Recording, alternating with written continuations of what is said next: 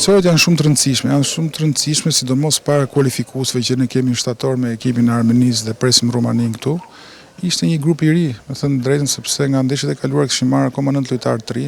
nuk du t'i përmend me emra, po ju i pat vetë që ishin 9 veta të ri, u përshtatën shumë mirë me ekipin, kjo më pëlqeu sepse një lojtar i kombëtarës, kur vjen kombëtar duhet i përshtatet ekipit sepse është nivel shumë i lartë dhe nuk duhet marrim lojtarë që duan shumë kohë të përshtaten. Pavarësisht se futbolli do kohën e vet, por kur flasim për lojtarët kombëtarës, ata duhet të jenë gati siç ishin sot dhe që më dhanë përgjigjen e duhur. Jo, kemi një grup shumë të fortë, domethënë në kuptimin e asaj që kemi një harmoni, kemi një dëshirë, domethënë sakrifikojnë gjithë për njëri tjetrin dhe kjo është gjëja më e rëndësishme sot në futboll, se sado i mirë ti është, nëse nuk sakrifikon, nuk lufton, nuk ke dëshirë, domethënë është problem i madh shumë. Kjo më pëlqen, kjo skuadra, fryma, dëshira, agresiviteti që kanë ata për të arritur lart. Mendoj që po, nuk mund të them gjithë, sepse gjithmonë ka, po edhe ata që nuk mund t'i them dhe ata mendojnë që nëse të punojnë në klubet e tyre, ata do bëjnë lojtarë shumë të mirë për ekipin kombëtar. Domethënë lartësinë lojtarë, 2-3 lojtarë ishin shumë të mirë, u përgjigjen shumë mirë, nuk dua të përmend emra, sepse ishin shumë të rinj, po paraqiten shumë mirë dhe mendoj që